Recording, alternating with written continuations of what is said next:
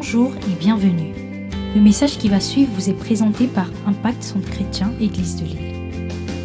Nous croyons qu'en l'écoutant, vous serez édifiés, encouragés, transformés et propulsés comme une flèche vers votre destinée en Christ. Nous vous souhaitons une excellente écoute et que Dieu vous bénisse.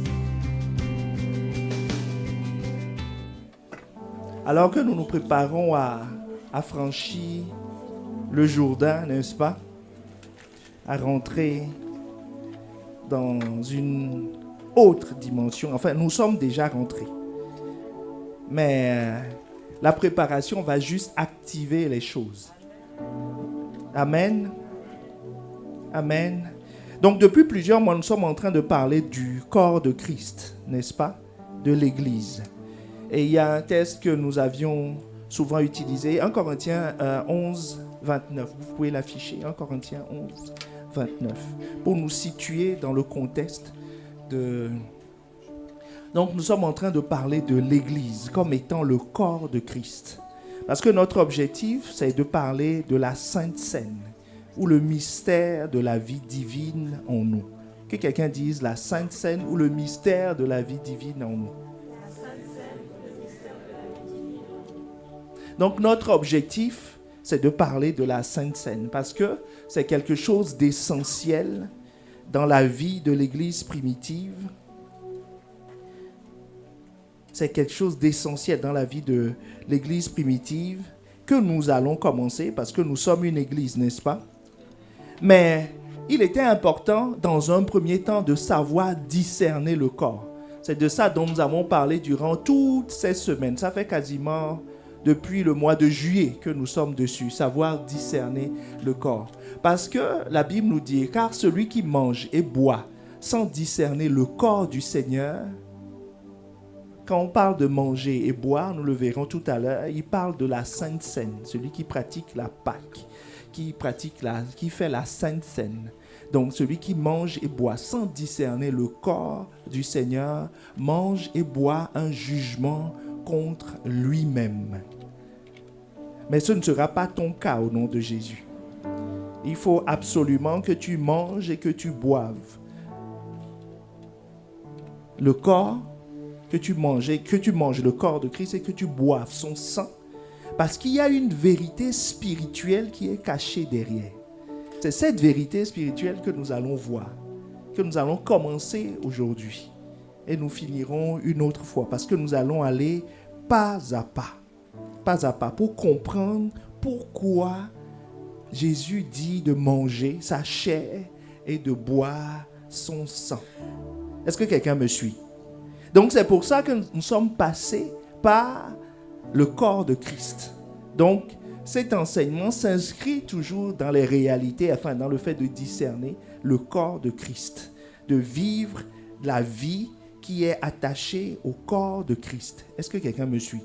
C'est ça notre objectif, c'est ce que nous sommes en train de faire. Mais cette réalité, manger et boire, manger la chair du Christ et boire son sang, est quelque chose de hautement spirituel. Parce que si on te dit que ce pain est sa chair, alors qu'il est mort depuis... des siècles, ça fait bizarre quand même. Et que tu connais le boulanger qui l'a fabriqué. Et que tu sais que ce vin, le jus de raisin que tu prends, tu sais que ce raisin vient de Bordeaux. À supposer, ou du sud. Et qu'on te dise que ça, c'est le corps et le sang de Christ. Si tu ne vois pas les choses en esprit, il est difficile de l'admettre. Est-ce que c'est vrai ou pas? Voilà. Donc c'est pour ça que nous avons fait une parenthèse quand on parlait de discerner le corps de Christ, pour parler de passons du naturel au spirituel, pour attirer ton attention sur l'importance des choses spirituelles. Que tout ce que tu vois dans le naturel tient sa source dans le monde spirituel. Ce qui n'existe pas dans le monde spirituel n'existe pas dans le naturel. Mais il y a des choses qui n'existent pas dans le naturel, mais qui existent dans le monde spirituel. Est-ce que tu vois la nuance? D'accord? tout ce qui existe dans le monde naturel existe dans le monde spirituel. Sinon, ça ne peut pas exister. Mais toutes les réalités du monde spirituel n'existent pas forcément dans le monde naturel. Il y a une réalité dans le monde spirituel qui n'existe pas dans le naturel. C'est que dans le naturel, si tu veux aller quelque part, il faut marcher. Et tu as une vitesse bien déterminée.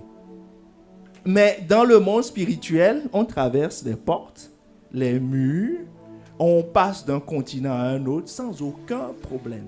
On passe d'une planète sans aucun problème. Et sans passer à la station d'essence pour se recharger en gasoil. Est-ce que tu me suis? Donc, il y a tout ce qui existe dans le naturel, existe dans le spirituel, mais tout ce qui existe dans le spirituel n'existe pas forcément dans le naturel. Et la réalité du corps et du sang de Christ, qui existe dans le naturel, tiennent leur source dans le spirituel, forcément. Et c'est ce que nous allons essayer par la grâce de Dieu. Par la grâce de Dieu, cette révélation sera claire pour nous. Est-ce que quelqu'un me suit? Cette révélation sera claire pour nous. Maintenant que tu commences à comprendre les choses spirituelles, les réalités spirituelles, ce sera clair pour nous. Le sujet que nous abordons, ce n'est pas une nouveauté. Est-ce qu'il y a quelqu'un ici qui n'a jamais entendu parler de la Sainte Seine? Il n'y a personne.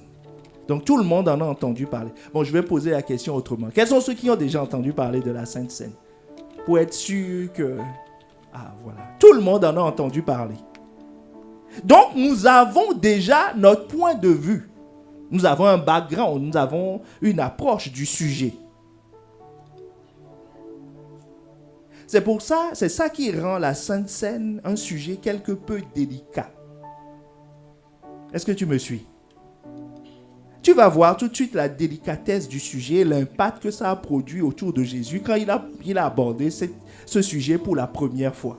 Allons dans Jean 6, le verset 54 à 68. Dis à ton voisin, suis attentivement.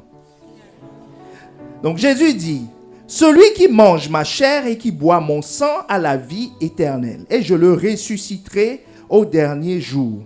Car ma chair est vraiment une nourriture et mon sang est vraiment un breuvage.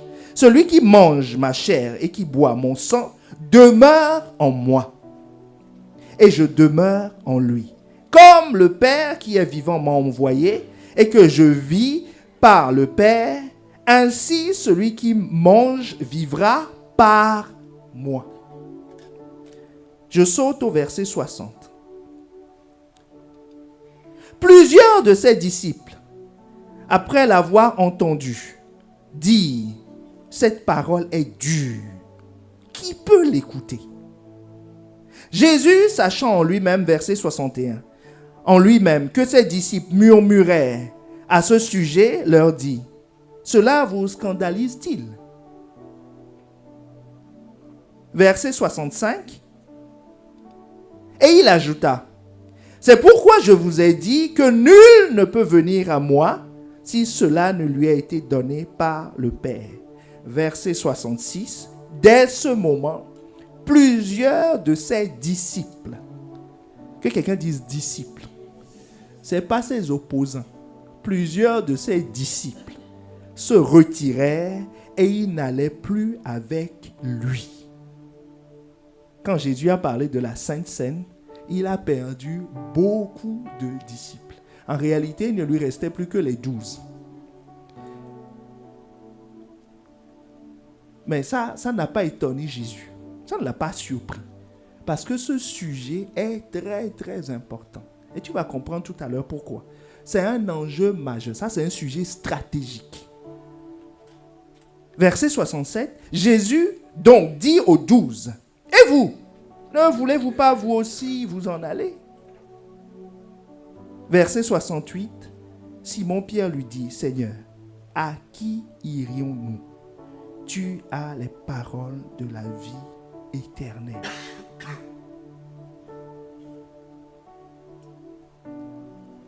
C'est un sujet polémique. Mais par l'assistance du Saint-Esprit, nous allons le découvrir sous un angle différent qui va balayer les différentes significations qui ont pu être habilement plantées en nous. Parce que ce que nous allons voir, nous allons nous baser sur des faits bibliques, des réalités bibliques, pour ne pas avoir un point de vue de la Sainte Seine. Mais nous allons nous laisser raconter la Sainte Seine par l'ordonnateur de la Pâque. Est-ce que quelqu'un me suit? C'est l'ordonnateur de la Pâque qui va nous raconter ce pourquoi il a créé cette réalité. Pourquoi il y a la Seine? Pourquoi il y a la Pâque? Pourquoi Dieu l'a créé? Et pourquoi c'est un enjeu majeur à tel point que l'ennemi se lève pour s'opposer, même suggérer à des disciples, des gens qui suivaient Jésus, de le quitter parce qu'il a abordé le sujet de la Sainte Seine. Je déclare dans le nom de Jésus que tu ne feras pas partie des disciples qui ont quitté Jésus, mais au contraire de ceux qui se sont affermis, parce que du moment où Pierre a compris ça, sa vie a radicalement changé. C'est à partir de ce moment que Jésus a commencé à lui révéler les mystères de l'Église, à lui révéler ce que c'est que le corps de Christ. C'est à partir de ce moment que Jésus a commencé à parler de son âme ultime contre la mort. Est-ce que tu me suis? Donc, ce sera ton partage. Tu vas rentrer dans cette dimension. Dans cette dimension. Parce que, vous savez, il y a deux pensées qui sont courantes concernant la Sainte Seine. On dit souvent que c'est un symbole. Est-ce que tu as déjà entendu ça? Un symbole. Donc, c'est quelque chose de symbolique, quoi. Il ne faut pas trop y prêter attention. C'est juste un symbole. C'est juste un symbole. Juste pour nous souvenir. C'est comme la statue de François Mitterrand à la place de Lille. Vous comprenez? C'est pour se souvenir, pour ne pas l'oublier. C'est tout. C'est tout. Mais en fait, c'est beaucoup plus profond que ça. C'est pas faux. Est-ce que tu me suis? C'est pas faux. Puisque Jésus lui-même dit, faites-le chaque fois que, en souvenir de moi. Chaque fois qu'on le fait, on annonce sa mort. C'est vrai, c'est un souvenir. Mais c'est plus profond qu'un simple souvenir. En fait, quand je dis c'est plus profond, c'est pas négliger le souvenir. Mais qu'est-ce qui se cache derrière le souvenir? De quoi veut-il qu'on se rappelle? Qu'est-ce qu'on doit vivre à chaque fois qu'on vit la Pâque? Est-ce que tu me suis? C'est pour ça que, comme le Saint-Esprit est là, je sais que ta sensibilité, que la sensibilité religieuse de quelqu'un ne sera pas heurtée. N'est-ce pas? Mais nous sommes résolument dans le royaume, donc au contraire, ça va booster ta foi et tes perspectives dans le nom de Jésus. Donc, je vais introduire aujourd'hui ce message en vous parlant des origines de la Sainte Seine, d'une part, et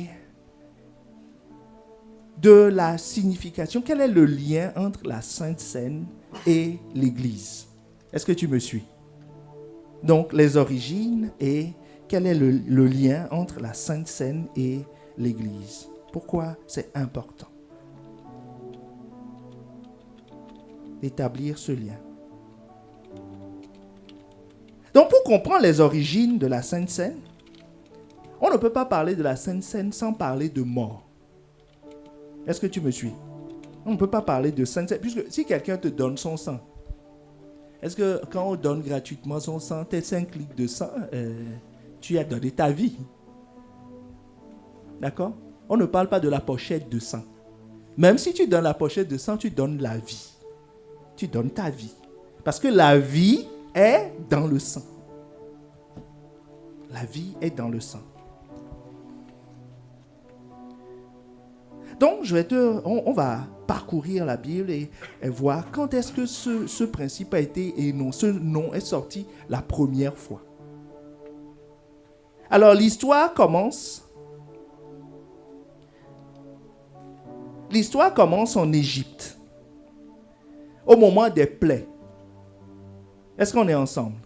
Des plaies de l'Égypte. Les plaies de l'Égypte, pour situer quelqu'un dans le contexte rapidement, c'est quoi? Quand le peuple d'Israël devait quitter l'Égypte, Pharaon résistait. Pharaon ne voulait pas, mais c'est Dieu qui avait endurci son cœur. Et il y a eu 10 plaies en tout, c'est-à-dire 10 punitions, 10 attaques, si on peut le dire ainsi, 10 façons que Dieu a choisi de manifester sa puissance pour contraindre Pharaon. Parce que Pharaon, c'est le type de Satan. Quand je dis le type de Satan, c'est Moïse était Dieu pour Pharaon. C'est ce que Dieu a dit. Moïse est Dieu pour Pharaon. C'est ce que Moïse décide concernant Pharaon qui va s'accomplir. Parce que ça préfigurait l'image de Dieu qui s'oppose à Satan. Est-ce que tu me suis? Voilà. Donc, la puissance de l'Égypte représentait la puissance de Satan, qui veut garder le peuple captif, comme Satan veut garder ta vie captive. C'est de ça que nous parlons d'ailleurs dans notre série, dans la semaine sur libérer pour mieux servir. Donc c'est mercredi, cette semaine, de 19h à 21h, si tu veux comprendre davantage ça. 19h à 21h, et nous continuerons la semaine prochaine. Donc d'ailleurs, je vois qu'il y a beaucoup de questions par rapport à mercredi. C'est une parenthèse. Donc notez vos questions. Ce mercredi, nous allons aborder les questions. Est-ce que quelqu'un me suit? Je referme la parenthèse. Donc on continue. Donc je disais, pour laisser partir le peuple, Dieu a été obligé de contraindre Pharaon. Comme le diable ne laissera jamais quelqu'un partir pas négociation. On va à l'ONU, on signe un contrat, on dit, monsieur le diable, toi aussi, il faut être gentil. De temps en temps, il faut laisser. Non, c'est toujours par contrainte, par la force. Aucun démon ne quitte une vie par négociation. C'est toujours la contrainte. Donc, 9 fois de suite, ils ont été contraints par des fléaux, ce que la Bible appelle fléaux ou plaies. Mais le peuple d'Israël a été préservé durant ces 9 fléaux. Est-ce que tu me suis? Simplement parce qu'en Égypte, il y avait une région qui s'appelait Goshen. D'accord? Goshen, c'est là où habitait le peuple d'Israël. Donc, toutes ces 9 plaies se sont déroulées dans toute l'Égypte, sauf à Goshen. Donc, la localisation géographique suffisait pour être protégé. Si tu ne veux pas avoir de problème, il faut habiter Goshen. Est-ce que tu me suis? Goshen est l'ombre de la domiciliation en Christ. Quand tu es en Christ, tu es préservé. Parce que Jean 3,16 te dit, Dieu a tant aimé le monde qu'il a donné son Fils unique. Afin que quiconque croit en lui, c'est-à-dire quiconque se réfugie en lui, quiconque accepte de se localiser en lui, ne périsse point, mais qu'il ait la vie éternelle. C'est-à-dire la longueur de vie, qui se localise en Christ, échappe aux conséquences de la vie en dehors de Christ. Est-ce que tu me suis? Donc, 9 plaies, la solution, c'est une localisation. Allons dans Exode 8, le verset 19 à 21. Je suis dans la version Louis II, 21. Cependant, ce jour, je traiterai de manière différente la région de Goshen où habite mon peuple. Il n'y aura pas de mouches là-bas, afin que tu saches que moi, l'Éternel, je suis présent dans cette région. Qu'est-ce qui fait la différence? C'est la présence de Dieu dans cette région. Et cette localisation qui change tout. Je placerai une séparation. Dans la version Louis II, on dit une distinction entre mon peuple et le sien. Ce sera pour demain, quand Dieu parlait de ça. Donc ça, cette plaie-là, l'histoire des mouches, fait partie des 9 plaies. Est-ce que tu me suis? Donc, le peuple bénéficiait, comme toi aussi tu bénéficies d'une exception divine en étant en Christ. en étant en Christ. Ton alliance avec Christ te protège. Mais quand il s'agissait de la 10e plaie, le 10e fléau, qui devait frapper l'Égypte, habiter à Goshen ne suffit plus. Est-ce que tu me suis? Habiter à Goshen ne suffisait plus. Le 10e fléau, c'est quoi? C'est que tous les premiers-nés d'Égypte, de tout le pays, vont mourir. Sauf ceux qui auront le sang sur la porte. Là, que tu habites Goshen ou que tu n'habites pas Goshen, du moment où tu habites sur le territoire, l'Égypte, qui représente la terre, tu es concerné par ce problème et menacé par la mort.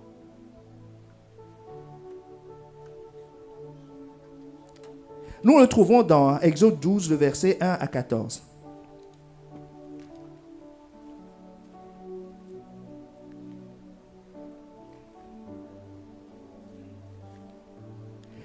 Donc il y a un tueur invisible dans ce 10e fléau, un dévastateur invisible et sournois, qui est plus grand et qui est plus redoutable. Habiter Goshen, comme je le disais, ne suffit plus. Donc il fallait une autre protection. Et c'est là où Dieu parle de la Pâque. Donc Exode 12, le verset 1 à 14. L'Éternel dit à Moïse et à Aaron dans le pays d'Égypte, ce mois-ci sera pour vous le premier des mois. Il sera pour vous le premier des mois de l'année. Parlez à toute l'assemblée d'Israël et dites, le 10e jour de ce mois, on prendra un agneau pour chaque famille, un agneau pour chaque maison. Si la maison est trop peu nombreuse pour un agneau, on le prendra avec son plus proche voisin, selon le nombre des personnes. Vous compterez pour cet agneau d'après ce que chacun peut manger. Ce sera un agneau sans défaut, mâle, âgé d'1 an. Vous pouvez prendre un agneau et un chevreau. Vous le garderez jusqu'au 14e jour de ce mois. Toute l'assemblée d'Israël l'immolera entre les 2 soirs. On prendra de son sang, on en mettra sur les 2 poteaux, sur le linteau de la porte des maisons, où on en mangera. Cette même nuit, on en mangera la chair rôtie au feu, on la mangera avec des pains sans levain et des herbes amères. Vous ne le mangerez point à demi-cuit ou bouilli dans l'eau, mais il sera rôti au feu avec la jambe, la tête et l'intérieur. Vous n'en laisserez rien jusqu'au matin. S'il en reste quelque chose le matin, vous le brûlerez au feu. Quand vous le mangerez, vous aurez les reins sains, vos souliers aux pieds et votre bâton à la main. Vous le mangerez à la hâte. C'est la Pâque de l'Éternel. Est-ce que quelqu'un me suit? C'est la première fois qu'on en parle. Il dit ça, c'est la Pâque de l'Éternel. Cette nuit-là, je passerai dans le pays d'Égypte, je frapperai tous les premiers-nés du pays d'Égypte, depuis les hommes jusqu'aux animaux. J'exercerai des jugements contre tous les dieux de l'Égypte. Je suis l'Éternel. Le sang vous servira de signe sur les maisons où vous serez. J'enverrai le sang et je passerai par-dessus vous. Il n'y aura point de plaie qui vous détruise quand je frapperai le pays d'Égypte. Vous conserverez le souvenir de ce jour. Vous le célébrerez par une fête en l'honneur de l'Éternel. Vous le célébrerez comme une loi perpétuelle pour vos descendants. Que quelqu'un dise loi perpétuelle. Donc, la Pâque qui avait commencé là est perpétuelle. Ça ne s'est pas arrêté à l'arrivée en Israël ou au temps de Jésus ou en 2017. Ça ne s'est pas arrêté. C'est une loi perpétuelle. Est-ce que quelqu'un me suit? C'est une loi perpétuelle. Donc la Pâque préparer la Pâque ou immoler la Pâque, manger la Pâque, est ce qui préserve du 10e fléau, du jugement de Dieu. Est-ce que quelqu'un me suit? C'est ça qui préserve du jugement de Dieu, du 10e fléau. Autrement dit, qui préserve de la mort. Pourquoi de la mort? Allons dans Romains 5, le verset 14. Parce que la mort, tu sais pourquoi cette loi est perpétuelle? Parce que est-ce que la mort s'est arrêtée en arrivant à Canaan? Est-ce que la mort agit de nos jours? Donc, cette loi est notre clé, notre astuce, notre clé divine pour lutter contre la mort. Romains 5, 14. Cependant, la mort a régné depuis Adam jusqu'à Moïse, même sur ceux qui n'avaient pas péché par une transgression semblable à celle d'Adam, lequel est la figure de celui qui devait venir. La figure de celui qui devait venir. En fait, en parlant de ça, on parle de quoi? Parce que la mort sévit sur la terre, la mort est liée au péché. Nous ne sommes pas en train de parler de mort physique seulement.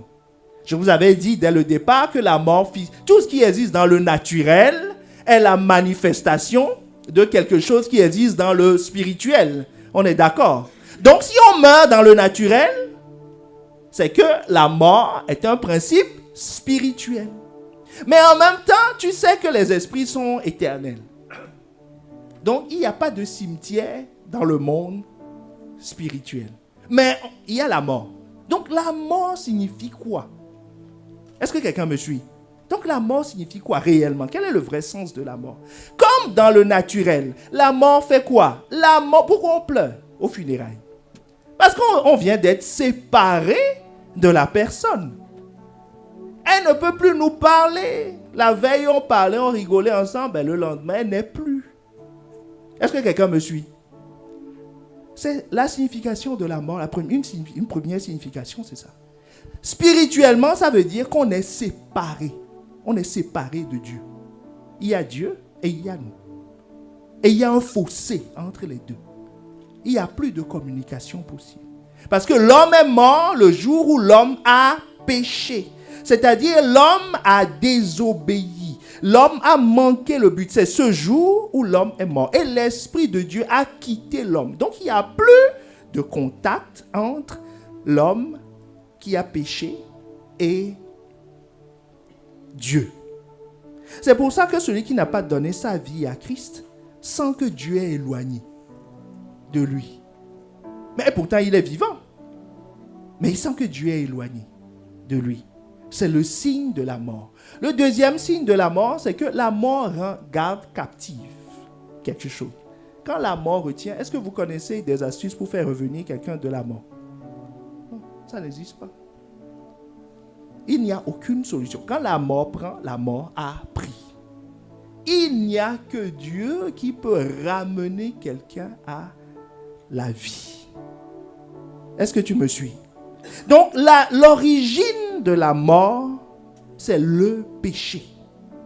C'est ce que nous avons lu dans Romains 12, 5, le verset 12. C'est pourquoi, comme par un seul homme, le péché est entré dans le monde, et par le péché, la mort, et qu'ainsi la mort s'est étendue à tous les hommes, parce que tous ont péché et sont privés de la gloire de Dieu. Est-ce que ça parle à quelqu'un?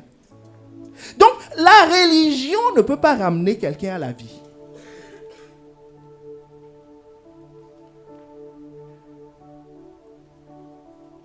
Donc, la mort, vous savez, on peut être guéri d'une maladie, mais mourir à la fin. On peut régler son problème financier, mais mourir à la fin. Donc, le problème de la mort est un problème à part dans les problèmes. Est-ce que quelqu'un me suit? C'est un problème complètement à part. Quelqu'un préférait qu'on lui casse la jambe plutôt qu'il meure. Pourquoi? Parce qu'il sait que si on lui casse la jambe, on va le plâtrer et il va ressusciter. Qu'est-ce que la Bible, qu'est-ce qu'un homme ne donnerait pas pour sa vie? Il peut travailler toute sa vie, se bat pour devenir riche, il se bat pour être marié, il se bat pour avoir des enfants, il se bat pour tout. Mais il est prêt à tout laisser pour préserver sa vie. Même des parents sont capables de sacrifier leurs enfants pour rester en vie. Parce qu'il sait que c'est un problème à part. Que quelqu'un dise à part. Il y a des problèmes, voilà, qui peuvent être réglés, on a le temps, on peut réfléchir, mais la mort, ça c'est un problème à part. Si on dit il y a la mort maintenant, quelqu'un peut sauter et atterrir sur le toit de l'immeuble. Tu vas te demander, mais où est-ce qu'il y a... Mais après, il va dire, non, j'ai mal, je ne peux pas marcher, je ne peux pas faire ci, je ne peux pas... Mais quand on dit il y a la mort maintenant, c'est autre chose. Donc, j'insiste dessus pour que nous distinguions le problème de la mort de tous les problèmes. Tu comprends pourquoi pendant 9 fléaux, la localisation suffit. Mais pour le 10e problème, qui est le problème de la mort, il faut une solution spéciale. Et l'apôtre Paul l'appelle le dernier ennemi. Tous les autres ennemis peuvent être terrassés, comme à Goshen, parce qu'après le 10e fléau, le peuple est parti. Est-ce que tu me suis? L'apôtre Paul l'appelle dans 1 Corinthiens 15, verset 26, le dernier ennemi sera détruit, c'est la mort.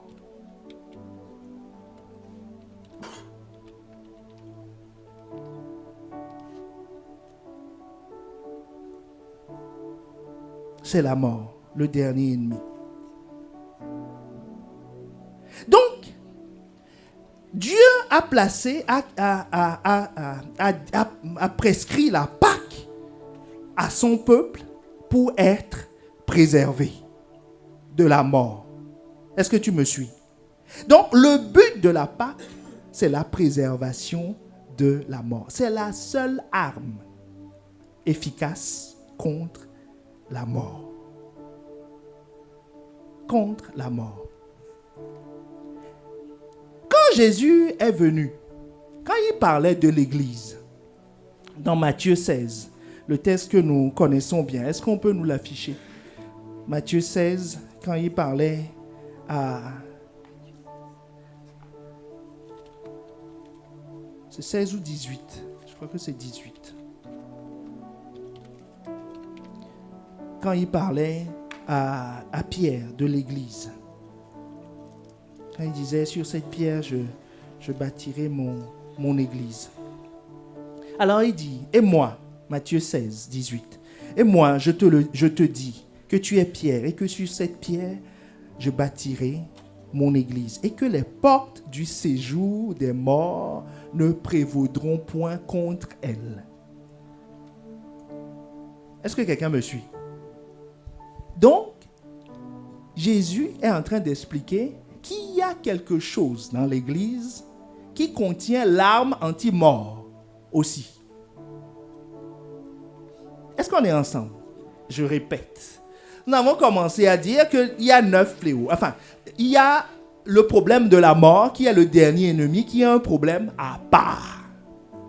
Et pour ce problème, Dieu a sorti une solution spéciale.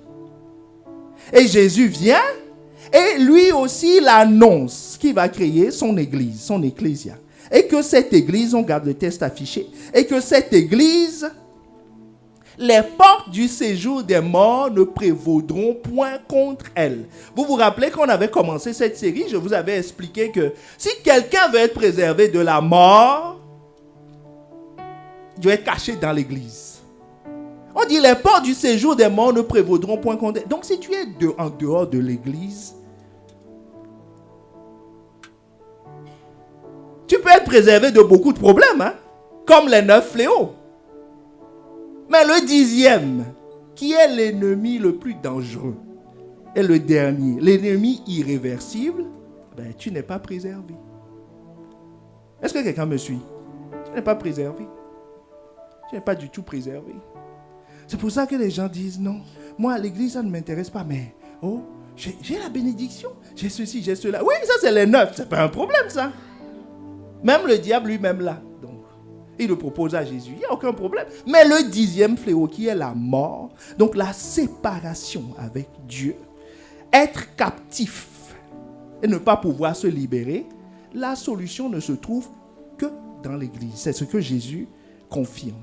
Donc c'est pour ça que tout à l'heure tu comprendras le lien entre la Pâque, la scène et l'Église. Est-ce que quelqu'un me suit?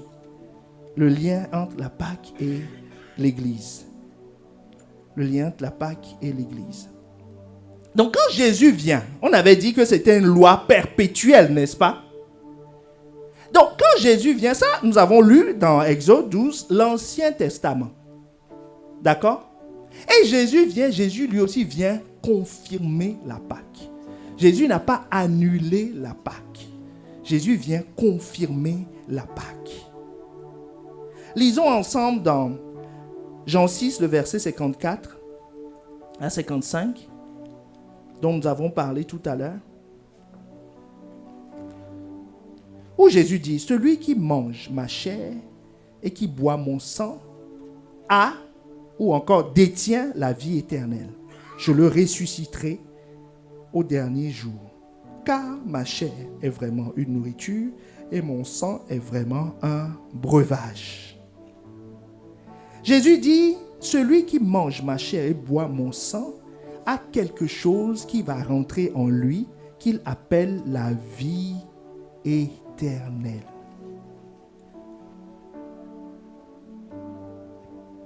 La vie éternelle. La vie éternelle. De quoi parle-t-il en fait? C'est très important de comprendre ça. Il dit, celui qui rentre, qui mange ma chair et qui boit mon sang a la vie éternelle. Mais ça fait quand même bizarre parce que on nous avait dit que, je croyais que quand on donnait sa vie à Christ, on a la vie éternelle. Pourquoi il faut encore passer à table et manger sa chair et boire son sang, alors qu'on croit déjà en lui? Et ceux à qui il le dit, comme on le disait au départ, c'est des disciples. C'est des gens qui le suivent déjà, qui ont déjà donné leur vie, qui croient en lui. Et il leur dit en cours de route, il y a une dimension que vous allez vivre, que vous ne pouvez vivre que si vous mangez ma chair et si vous buvez mon sang. Et ça s'appliquait même à Pierre, qui était tout le temps avec lui. Est-ce que tu me suis? Donc ça veut dire que nous sommes en train d'aller dans une autre profondeur. Jésus ne reniait pas la première partie de la chose quand il disait que vous aurez la vie éternelle, c'est-à-dire la longueur de vie, les avantages qui vont avec cette vie, la protection qui va avec cette vie, le pouvoir sur les démons, sur les scorpions. Tout ça, c'est vrai. Mais il y a un niveau de vie que vous allez avoir si vous mangez ma chair et si vous buvez mon sang. Ce qu'il veut dire par là, c'est que la vie, en mangeant ma chair, en buvant mon sang, la vie qui est en moi. Est-ce que tu me suis? La vie qui est en moi, la vie qui est en Jésus va passer en toi.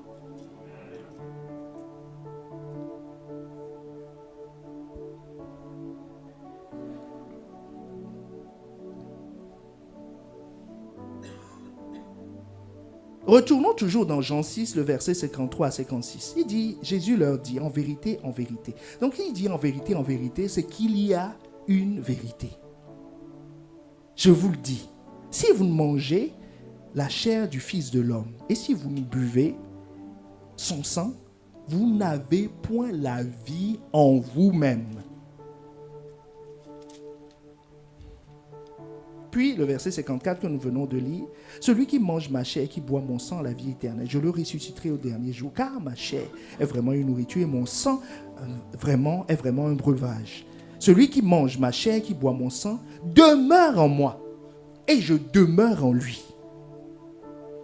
Comme le Père qui est vivant m'a envoyé et que je vis par le Père, ainsi celui qui mange vivra par moi. Donc non seulement c'est la vie qui est en Christ, mais il est en train de t'expliquer que si tu manges sa chair et tu bois son sang, ce n'est pas que la vie de Jésus. Il dit, moi, ma vie, la vie dont je te parle, la vie Zoé dont je te parle, ce n'est pas ma vie, c'est la vie de Dieu. C'est la vie qui opère en Dieu. Parce que, est-ce que tu sais que la mort est une forme de vie? C'est la vie qui opère. Je t'ai dit, quand on est séparé de Dieu, on a une autre forme de vie. On ne meurt pas physiquement. Est-ce que quelqu'un qui n'a pas donné sa vie à Christ, il est au cimetière? Non, il est vivant. Il est une autre forme de vie qu'on appelle la mort, qui se manifeste par la destruction de tout. Les choses se détruisent, sa vie se détruit. Il peut avoir de l'argent, il n'y a pas de problème. Il peut avoir tous les biens qu'il veut, mais sa vie se détruit. Et il le sait. Il le sait. Mais il y a une autre forme de vie dont Jésus parle. Il dit, ça c'est la vie qu'il y a en Dieu, qui exalte les choses, qui donne la paix, la joie par le Saint-Esprit. La justice par le Saint-Esprit qui détruit. Parce que vous savez, les maladies, tout ça, c'est la corruption. C'est de la corruption. Un cancer, c'est une cellule qui a perdu la tête. C'est de la corruption. Est-ce que tu me suis? Donc il dit l'original, la vie qui avait été insufflée en Adam. Cette vie-là. Cette vie, donc, qui est partie d'Adam et qui a créé la mort. Parce que Adam, tu sais, entre le jour où il a été expulsé du jardin, le jour où il est mort, il s'est écoulé beaucoup d'années. Il est mort à plus de 900 ans. Donc, la mort, même quand la vie divine n'était plus en lui, il a fallu 900 ans à la mort pour le terrasser. Est-ce que tu me suis? Donc, Jésus est en train de dire que si tu fais ça, ce n'est pas la vie, c'est ma vie, mais en fait, ma vie, c'est la vie de Dieu.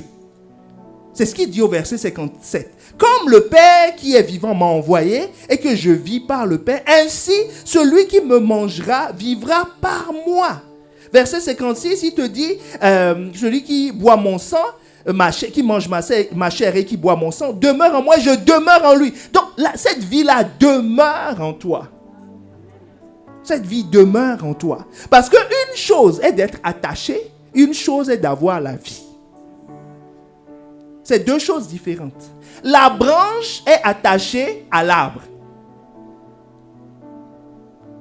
Mais vous avez déjà vu des branches tomber, non? Et quand ça tombe, quand tu vas voir la jonction entre la branche et l'arbre, qu'est-ce que tu vois là-bas? C'est tout sec. La vie ne circule pas. C'est pour ça que la branche est tombée. Mais quand tu vois ça à l'extérieur, elle paraît attachée. Est-ce que quelqu'un me suit? Attachée, c'est quoi? Les disciples. Puisqu'il le dit aux disciples, c'est des gens qui sont déjà attachés à lui. C'est des gens qui le suivaient, Pierre, Jacques et Jean. Ils ont abandonné leur entreprise pour le suivre. Donc, ils sont attachés à Jésus. Donc, Jésus est en train de... si un arbre est... une branche est attachée au tronc, il y a quand même une communauté de vie, d'une certaine forme de vie entre les deux. Il y a une certaine protection, un certain niveau de protection. Est-ce que tu me suis? Qui est réservé à la branche. Une branche qui est attachée au tronc et qui est attaquée par quelque chose. C'est le problème de l'arbre quand même, non? Donc vous comprenez pourquoi Dieu défendait le peuple d'Israël quand ils étaient à Goshen. Ils étaient préservés parce que les choses qui les concernent, le concernent lui.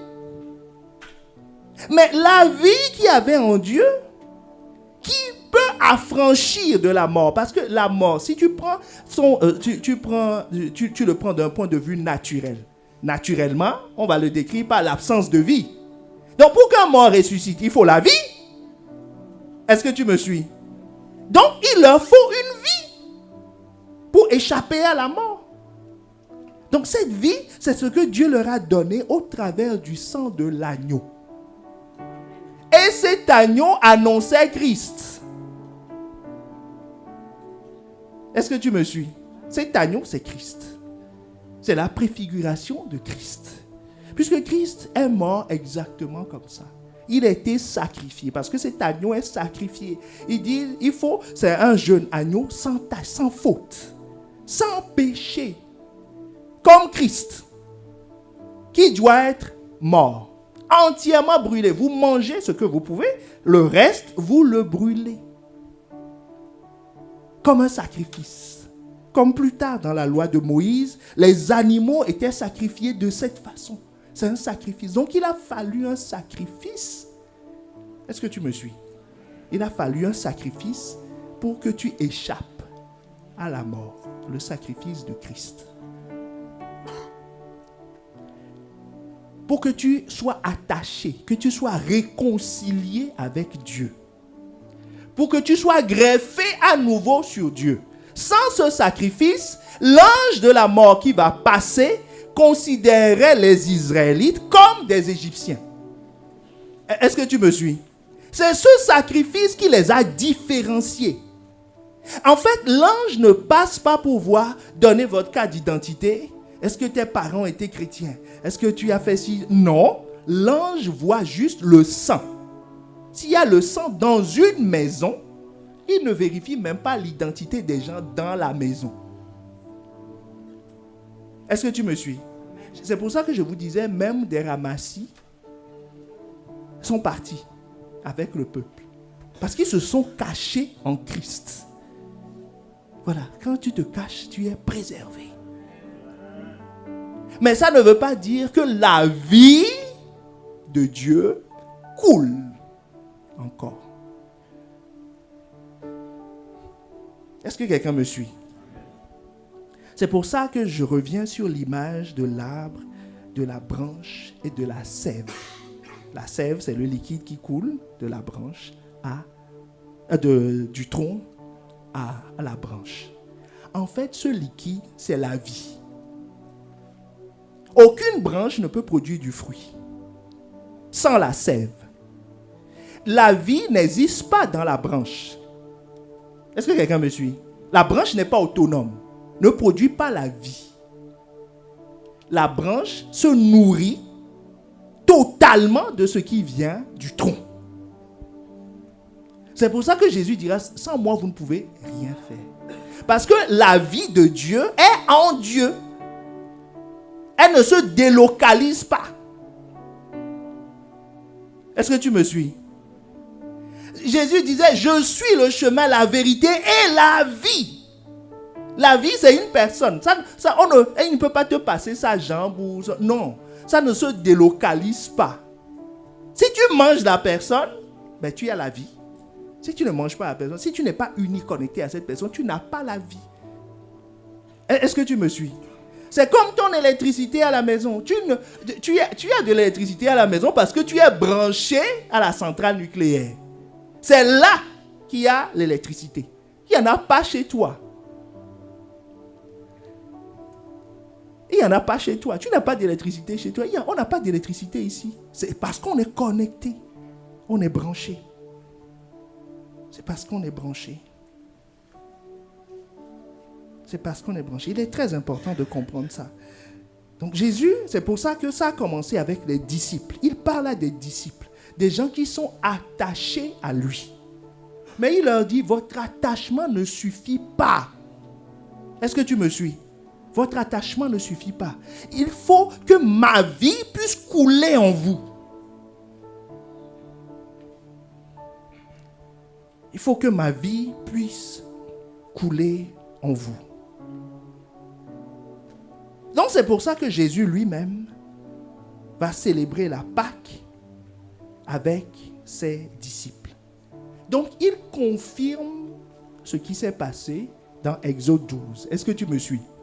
Et il le rend perpétuel. Et il nous l'explique. Il nous le montre sous sa vraie signification. C'est pour ça qu'il vient, il dit, en fait, c'est moi, l'agneau, immolé. L'agneau que vous aviez mangé là, c'était ma chair. Le sang que vous avez bu, parce que quelqu'un... Le sang que vous aviez bu, c'était mon sang. C'était mon sang. Quelqu'un se dit, mais dans l'histoire, dans Exode 12, ils ont bu le sang quand? Est-ce que tu t'es posé la question? Parce qu'on a parlé d'agneau et du pain sans levain. Ils ont bu le sang quand?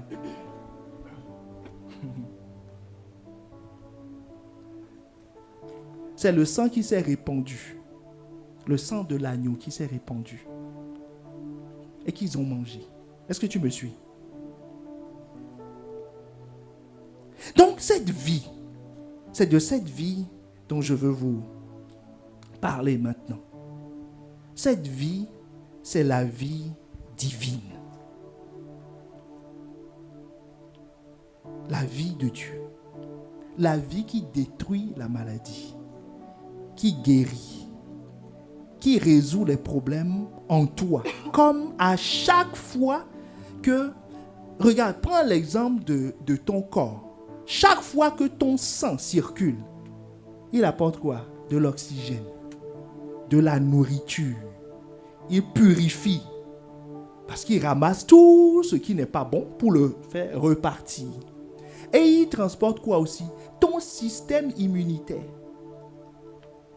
Pour assurer ta sécurité. Est-ce que quelqu'un me suit? Pour assurer ta sécurité. Pour assurer ta sécurité. 2 Corinthiens 6, le verset 18.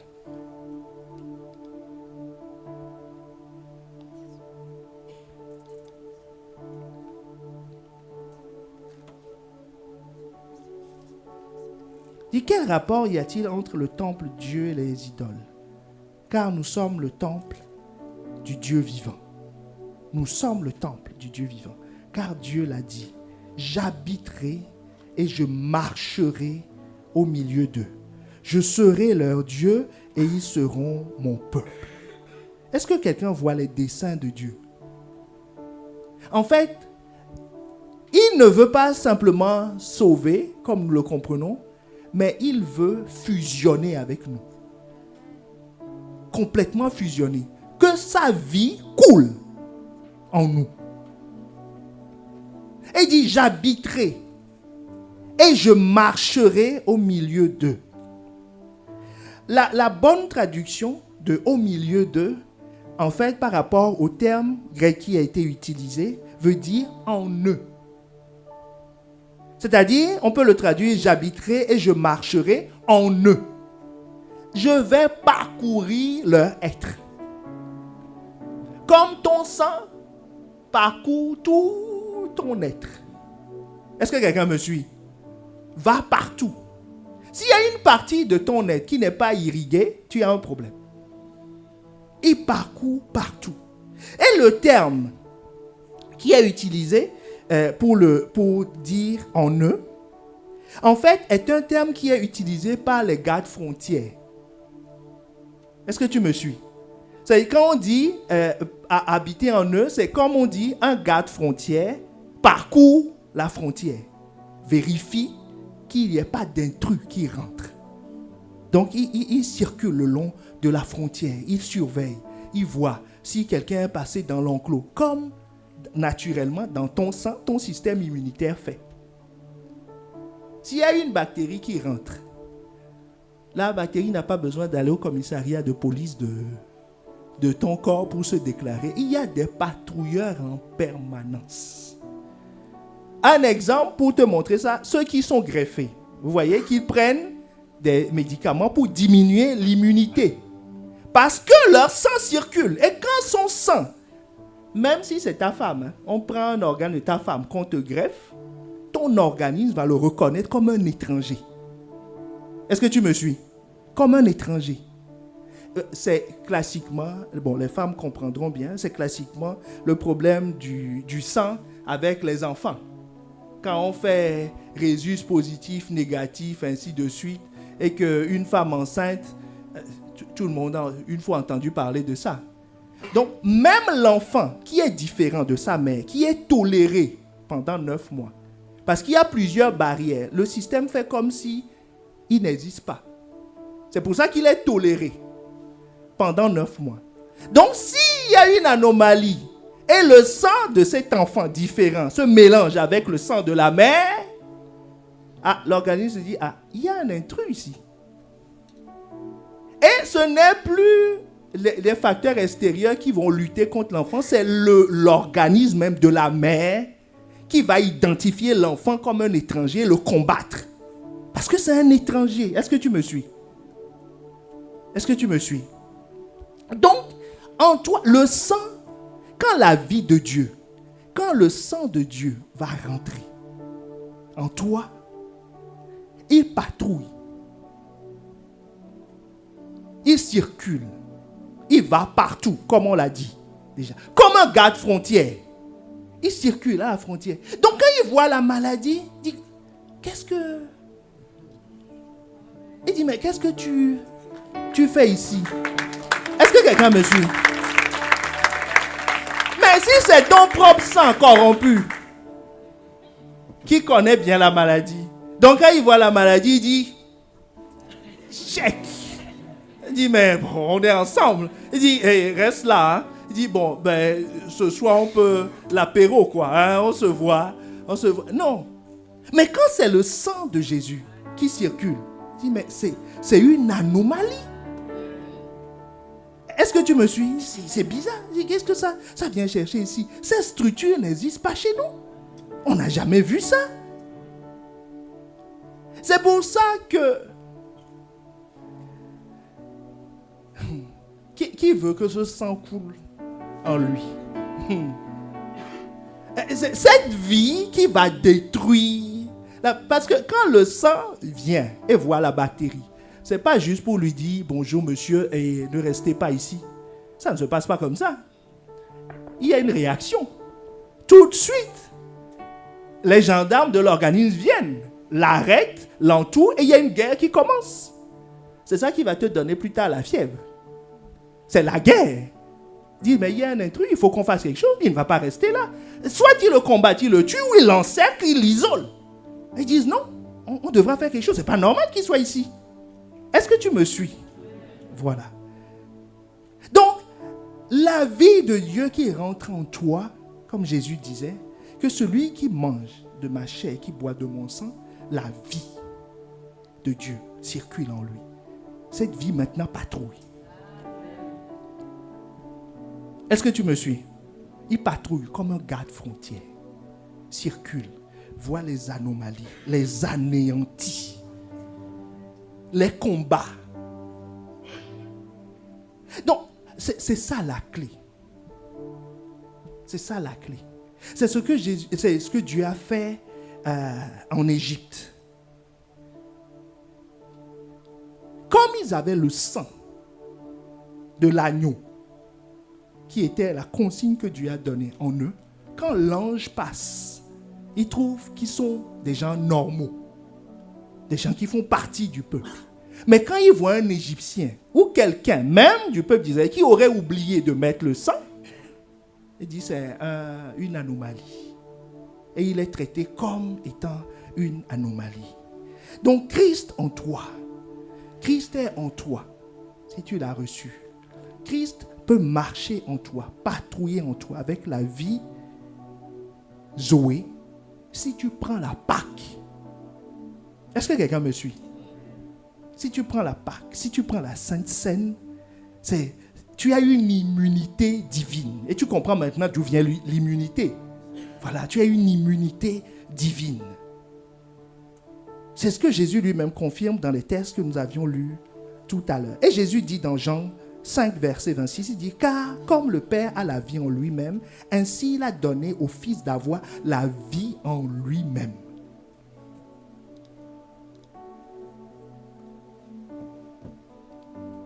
Est-ce que quelqu'un comprend la différence maintenant entre être simplement greffé et avoir la sève? C'est-à-dire le sang qui circule en toi, en mangeant sa chair et en buvant son sang. En quelque sorte, comme dit quelqu'un, la Sainte Seine est une transfusion sanguine divine. Une transfusion sanguine divine. Vous savez, ce message nous a édifiés parce que Pasteur Yvan en a parlé en 2005 ou 2009. 2009. Il en avait parlé en 2009, en plusieurs fois. Et je me base sur ça. On ne va pas réinventer la révélation. C'est une révélation puissante qui est édifiée par ça. De comprendre que la vie de Dieu doit circuler en moi. Que le fait d'être attaché ne suffit pas. C'est bien, hein? Vaut mieux ça que rien. Mais il y a mieux. C'est pour ça que Jésus en parle aux disciples. C'est pourquoi Jésus en parle aux disciples. Donc si tu as compris le principe de la greffe, de la branche qui est greffée et de la sève qui circule, je crois que tu as compris quelque chose d'important. Et tu comprends par là que ce n'est pas un symbole. Va dire à un âme que le fait qu'il soit greffé à une branche, que le fait qu'elle soit greffée sur le tronc, c'est symbolique. Elle va dire, pour moi, ce n'est pas symbolique, hein, c'est ma vie. Hein. Parce que le jour où je tombe, si je n'ai pas cette sève, je ne sais pas ce que je vais devenir. C'est ma vie. C'est ma vie. C'est ma vie. Et il y a un autre aspect. Donc, nous sommes en train de dire en mangeant en mangeant la chair et en buvant le sang, nous avons la vie de Dieu qui circule en nous. Vous savez, la dernière fois, j'ai été...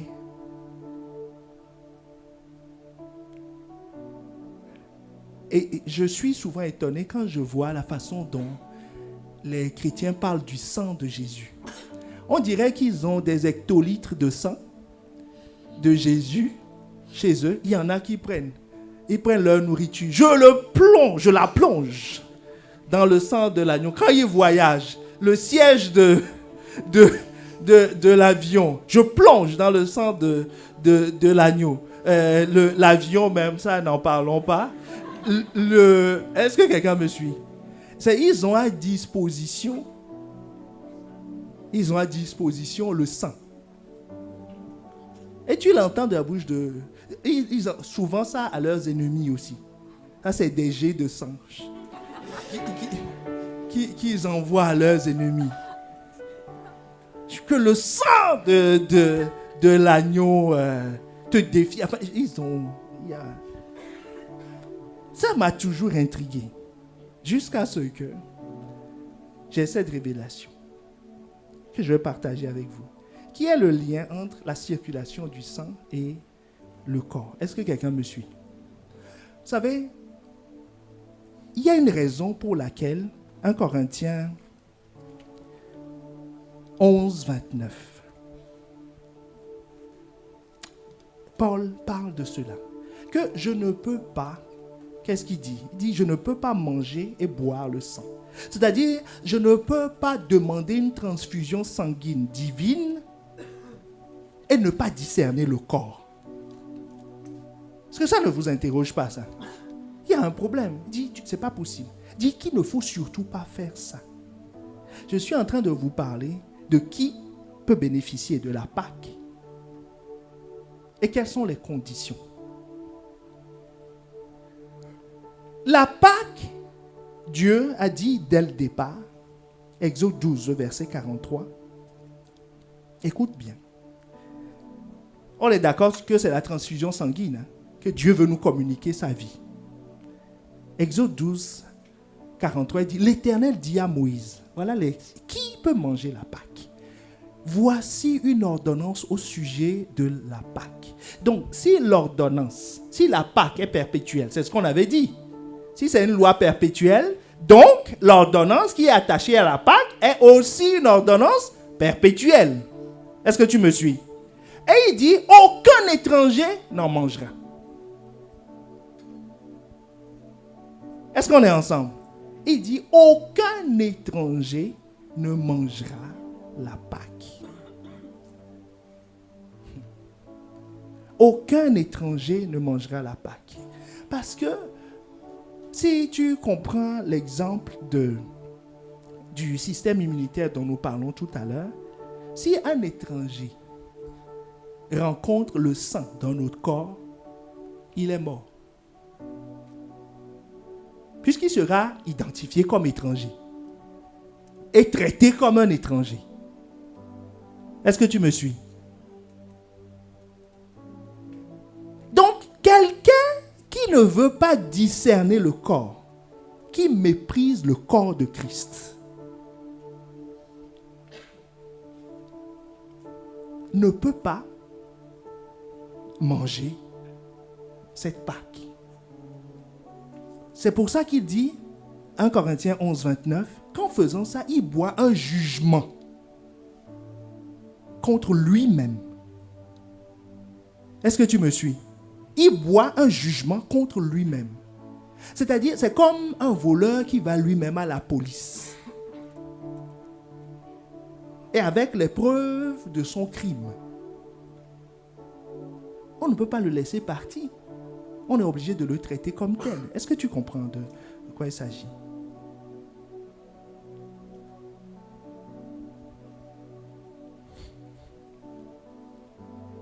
Et ce qu'il veut dire par étranger, il le précise plus tard dans le verset 48.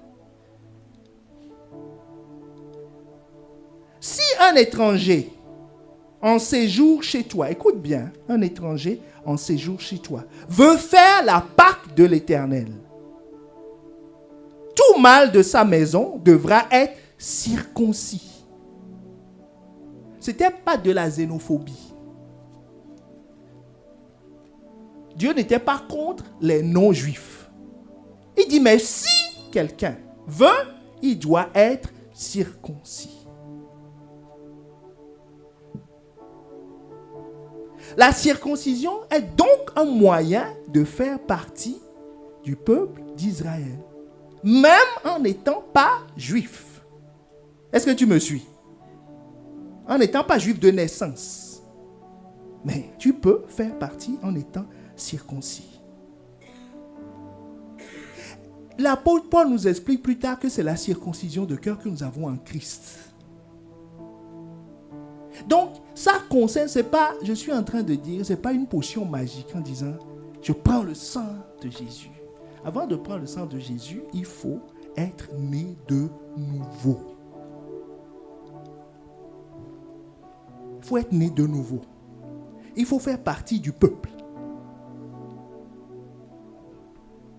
Est-ce que quelqu'un me suit? Il faut faire partie du peuple pour pouvoir bénéficier, pour pouvoir avoir le droit de manger la Pâque. Donc, si tu n'as pas donné ta vie à Christ, tu n'es pas concerné par ça. Mais comme tu vas donner ta vie à Christ, tu seras concerné par ça. Est-ce que quelqu'un me suit? Voilà. Pour avoir cette vie, il faut appartenir. Il ne faut pas être un étranger. Si tu es un étranger, c'est un jugement. Ça, c'est la première forme, la première variante d'étranger. La deuxième variante d'étranger, pour pouvoir bénéficier de la circulation de ce sang, il faut faire partie du corps. Parce que le sang ne circule que dans le corps. Si tu vois un sang qui circule en dehors d'un corps, ça s'appelle quoi? Une hémorragie. Et ce n'est pas bon. Ça annonce la mort. Est-ce que tu me suis? Donc celui qui va bénéficier du sang, c'est celui qui fait partie du corps. Donc celui qui, même s'il est circoncis, ne fait pas partie du corps. Vous comprenez pourquoi on a parlé du corps dans la première partie, qu'il faut comprendre ce que c'est que l'Église. Qu'il faut être assis dans l'Église, qu'il faut faire partie de l'Église. Un visiteur ne peut pas passer et dire, vous buvez quoi déjà là? Le sang de Jésus, c'est du... Moi, j'aime le vin et tout ça. Dis non, c'est pas alcoolisé. Oh, bon, je prends comme... Non. Est-ce que quelqu'un me suit? Nous parlerons plus tard de la définition, enfin les conditions, mais j'aimerais juste que tu comprennes qu'il faut faire partie du corps, discerner le corps. C'est pour ça qu'il dit dans 1 Corinthiens 11, 29 que celui qui prend sans discerner le corps, sans être conscient du corps, sans comprendre que ce dont on parle là, ce n'est pas juste un club d'amis, qu'il y a une réalité spirituelle derrière, que c'est le corps de Christ et que la vie de Christ circule dans ce corps, celui-là boit un jugement contre lui-même. Est-ce que ça parle à quelqu'un?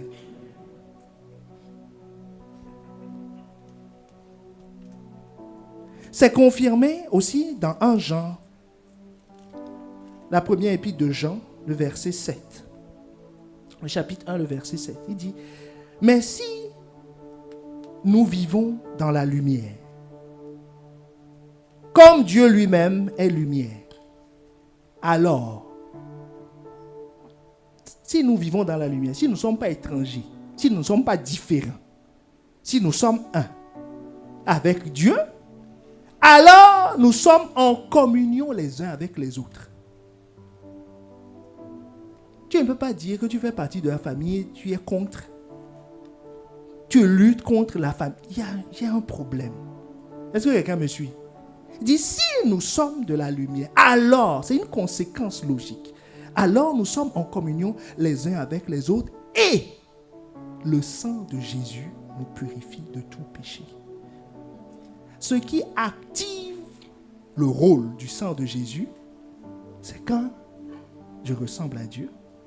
Et le signe que je ressemble à Dieu, c'est quand je suis en communion, je fais partie du corps, alors le sang de Jésus me purifie de tout péché.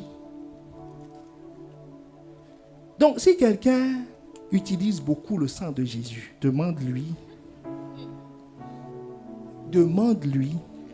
dis-lui de s'assurer que ça ne se puise pas comme ça. Ce qui active le sang, c'est quand tu es en communion les uns avec les autres. Quand tu fais partie du corps. Là, le sang de Jésus est actif en ta faveur.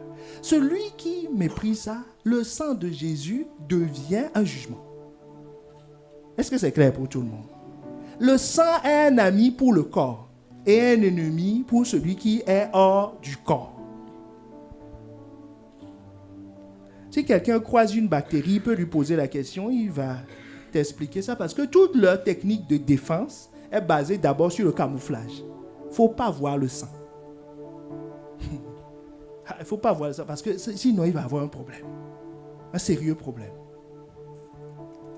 Donc 2 choses à comprendre. Dieu veut communiquer la vie, c'est-à-dire sa sève, qui est lui-même, la vie qui est en lui, à ses branches, à ceux qui sont attachés à lui. Il veut que la vie qu'il y a dans la plante soit dans les branches. Donc c'est bien d'être attaché, d'avoir donné sa vie à Christ. Mais c'est mieux quand la vie circule en toi. C'est pour ça qu'il a institué la Pâque. Parce que c'est la seule arme anti-mort.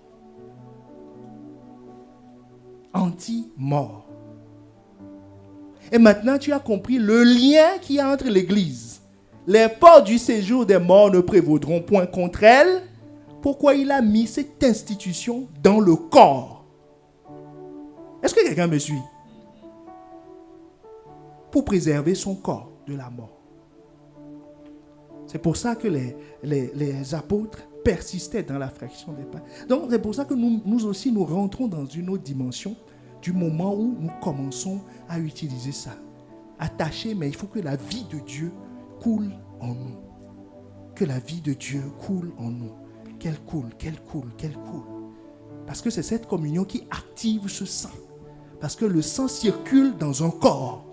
Le sang ne se balade pas dehors. Ça circule dans un corps. Les vaisseaux sont dans un corps.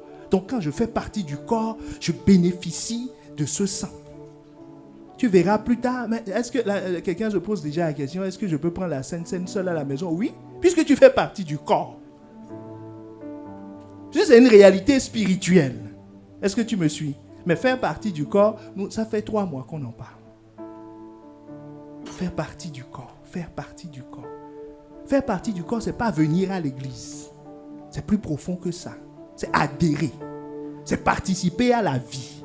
Quand on participe à la vie, on vit les mêmes choses, on sent les mêmes choses, on a les mêmes défis. Quand un doigt a mal, ça préoccupe tout le corps. Ça préoccupe tout le corps. La jambe ne va pas dire, oh, c'est le doigt, je m'en fous. Non, ça préoccupe tout le monde. Donc, voilà, ça, c'est le signe que nous sommes un. Nous sommes en communion. Le terme communion veut dire mettre les choses en commun, tout partager. C'est pour ça qu'un corps qui est en communion, le doigt ne peut pas avoir mal et le pied dit je m'en fous, c'est pas possible. Parce qu'ils ont tout en commun. Est-ce que tu me suis? Donc Dieu veut te communiquer sa vie. C'est bien d'être attaché, mais tu as besoin de la vie. Pour avoir la vie, il te dit assure-toi de manger ma chair et de boire mon sang. De boire mon sang. La prochaine fois, on ira plus loin pour que tu comprennes d'autres aspects, comment on fait. Mais il est important que tu comprennes qu'il y a la vie de Dieu qui doit circuler en toi. C'est ça ta protection. Être attaché ne suffit pas. C'est pour ça que Jésus en parle aux disciples. Il faut aller plus loin, il faut aller plus loin. Et certains ont été choqués, mais toi, tu ne seras pas choqué. Certains ont été choqués, ils sont partis. Et ceux qui sont restés là, cette vie a commencé à couler en eux. Pierre est devenu une autre personne. Il fait des choses qui n'ont rien à voir avec le Simon qu'on connaissait. Son nom a changé. Est-ce que tu me suis? Parce qu'il y a une nouvelle vie. Il y a une nouvelle vie qui coule en eux, qui détruit la mort. Nous ne sommes pas en train de parler de la mort physique. Mais tous les effets de la mort seront annulés dans ta vie à cause de cette vie. Parce que cette mort est liée à l'absence de la vie. La mort n'existe pas en elle-même, c'est l'absence de vie. Est-ce que tu me suis? C'est l'absence de vie qui entraîne la mort. C'est pour ça qu'il te faut absolument comprendre, saisir cette vérité et aller en profondeur. Qui veut que cette vie coule? Coule. Nous pouvons nous lever et commencer à élever la voix.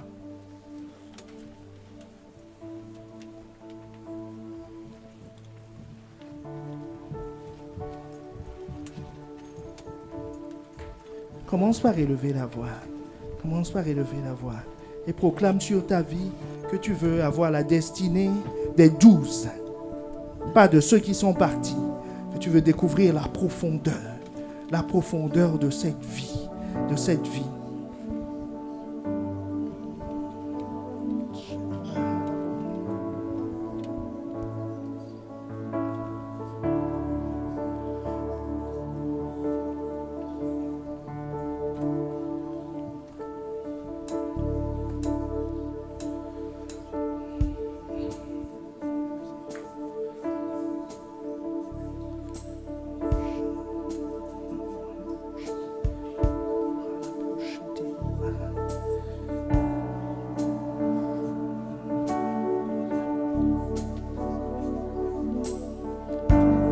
Élève la voix. Dis, Seigneur, je veux rentrer dans cette dimension, je veux connaître.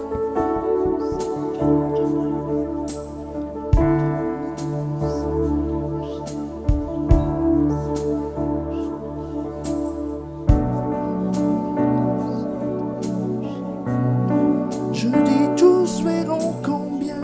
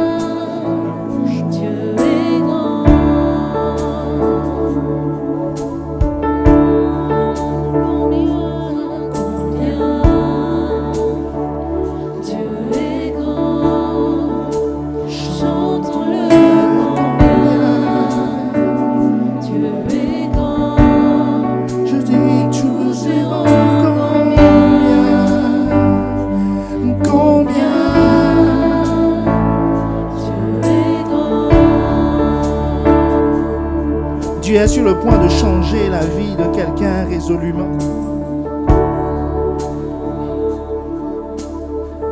Mais si tu ne lui donnes pas ta vie, c'est-à-dire si tu es toujours considéré comme étranger, parce que le sang de Christ, tu n'as pas accepté le sacrifice du sang de Christ. Le tout, ce n'est pas de venir à l'église. Le tout, ce n'est pas d'être le voisin des Israélites dans la Pâque. C'est d'être sous la même coupe. C'est d'avoir le même signe. Le signe de Jésus qui est mort et qui est ressuscité le 3e jour. Et qui est auprès du Père. C'est-à-dire reconnaître sa mort, reconnaître que son sang a coulé. C'est le premier signe, c'est la première protection de la mort. Donc si tu es ici, que tu aimes les choses de Dieu, tu fréquentes les Israélites, tu les connais bien, c'est tes copains, vous vous aimez. Mais par contre, tu ne t'es jamais avancé pour donner ta vie, pour prêter allégeance, c'est-à-dire pour être circoncis, pour faire partie du peuple. Ce message s'adresse à toi parce qu'il faut que tu échappes à la mort. On peut venir à l'église pour résoudre des problèmes. Oui, ces problèmes peuvent être résolus, mais ça fait partie des 9 plaies, des 9 fléaux. Mais le 10e, c'est le sang. C'est le sang qui le règle. C'est le sang qui le règle. C'est le sang qui le règle. Donc si tu es ici et que tu n'as jamais fait ce pas, je te demanderai juste de lever la main bien haut là où tu es. Parce que nous voulons faire ce voyage ensemble. Nous voulons cheminer ensemble. Si tu n'as jamais fait ce choix, ou tu l'avais fait il y a longtemps, mais tu l'as abandonné en cours de route, lève la main là où tu es. Il est important qu'on le fasse ensemble pour que tu puisses avancer, pour que tu puisses cheminer, pour que tu puisses être libéré, pour que tu puisses échapper à cette mort, pour que tu puisses échapper à cette mort comme le peuple a été préservé en Égypte. Si tel est ton cas, lève bien la main pour que nous puissions prier ensemble avec toi. Il n'y a aucune honte à cela. Au contraire, c'est un sujet de gloire. C'est un sujet de gloire. C'est un sujet de gloire. C'est un sujet de gloire. Nous gardons nos yeux fermés. Nos yeux fermés. Et voyons l'agneau sur le trône.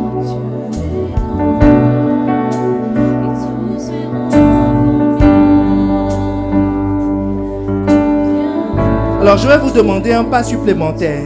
Sortez des rangs. Sortez des rangs. Sortez des rangs. Parce que c'est un moment important. Un moment important. Un moment important. S'il y a une seule âme, le ciel se réjouit. Le ciel se réjouit. Ce n'est pas la religion, ce n'est pas le fait d'être israélite qui a sauvé le peuple de la mort. Avant, c'était pour ceux qui étaient à Goshen.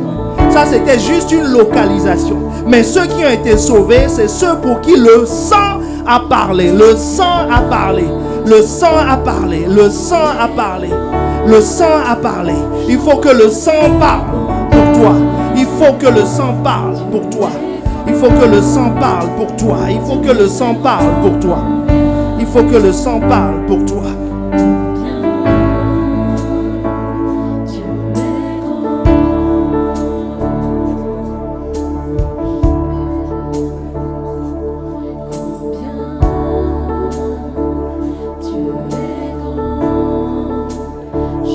Il faut que le sang parle pour toi. Si tu es encore dans les rangs et que tu n'as pas fait ça, rappelle-toi, je le répète, le fait d'être israélite, le fait d'être à l'église ne les a pas préservés.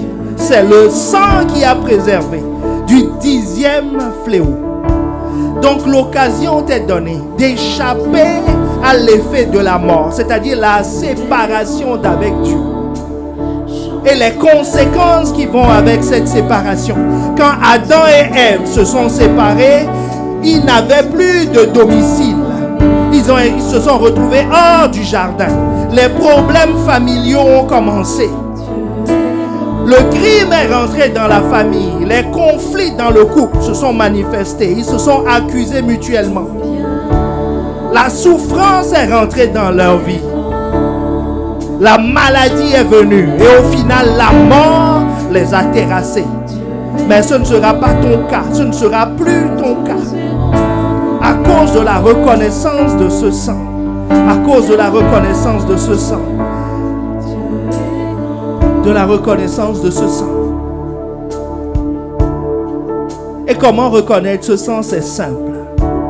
La Bible nous dit, Dieu a tant aimé le monde afin que quiconque croit, quiconque l'accepte,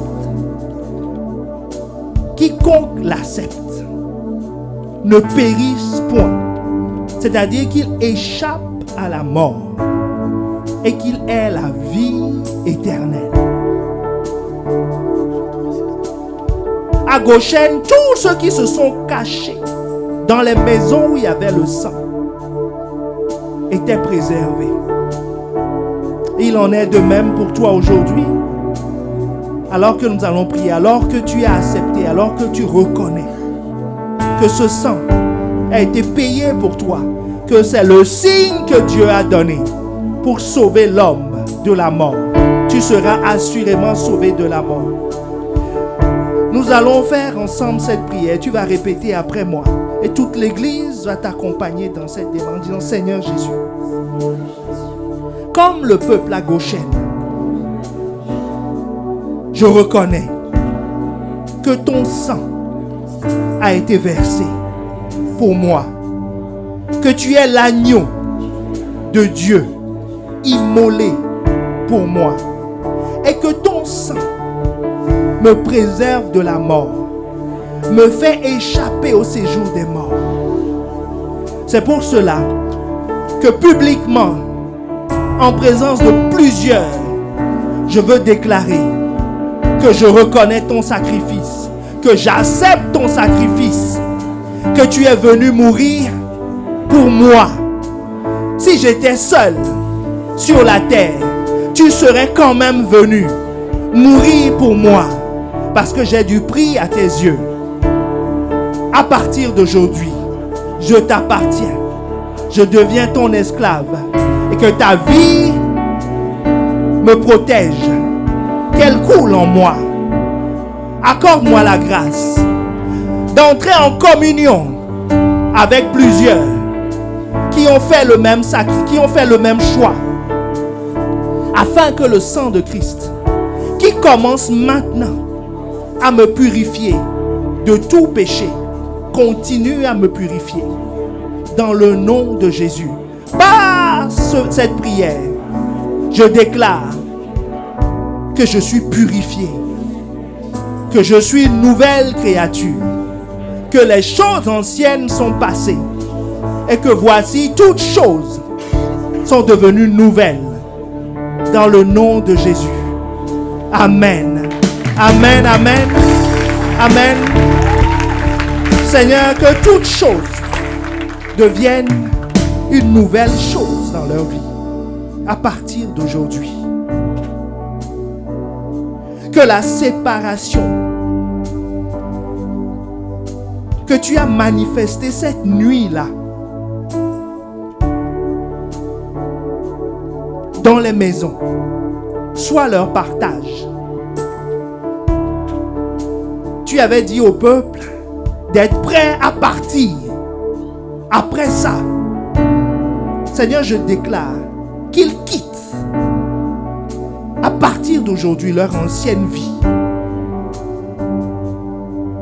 Qu'ils s'éloignent de leur ancienne vie. Qu'à partir d'aujourd'hui, qu'il y ait une séparation, une ligne nette entre leur vie antérieure et leur vie actuelle.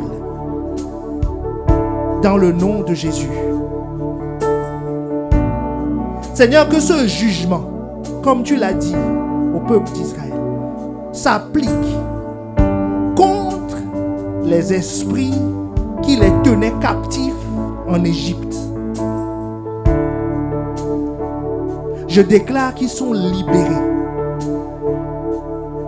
et que les portes du séjour des morts ne prévaudront point contre eux. Dans le nom de Jésus. Dans le nom de Jésus. Amen, amen, amen. Bienvenue dans la famille de ceux qui ont la vie de Dieu en eux. Vous pouvez reprendre vos places. Nous crions parce que nous sommes heureux. Et parce que les anges sont heureux. Notre joie est la traduction d'une joie spirituelle. Et tout à l'heure, à la fin du culte, on vous prendra par la main. Donc à la fin du culte, il faut passer voir Gladys. Tu peux lever la main. Il viendra vous chercher pour vous expliquer les choses à faire. Parce que n'oublie pas, en donnant sa vie, le sang de Christ nous purifie. Mais pour que ce sang continue à nous purifier, il faut la communion. Donc, nous allons vous donner la main. Comme vous aussi, vous allez nous donner la main afin que les uns et les autres, nous soyons en communion et pour que le sang de Jésus, son Fils, nous purifie de tout péché. Continue à nous purifier de tout péché. Et je crois que ce sera ton cas dans le nom de Jésus. Dans le nom de Jésus. Dans le nom de Jésus. Amen, amen, amen. Amen. Amen. Tu peux fermer les yeux quelques instants et rendre grâce pour ta propre vie. En disant, Seigneur, merci. Merci de m'avoir attaché.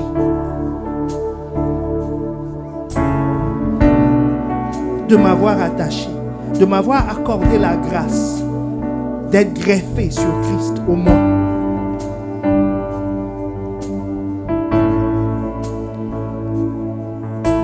Parce que c'est ça qui rend possible la circulation de ton sang.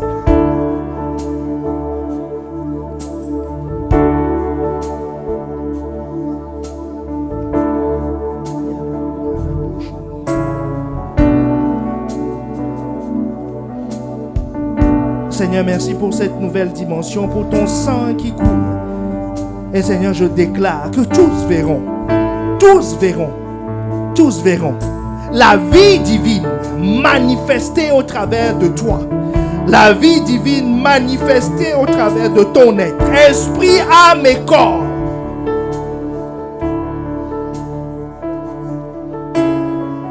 Tout le monde verra que la mort est terrassée dans ta vie. Que c'est une vie supérieure qui circule en toi, qui agit en toi. Dans le nom de Jésus. Dans le nom de Jésus. Combien Dieu est grand. Tous.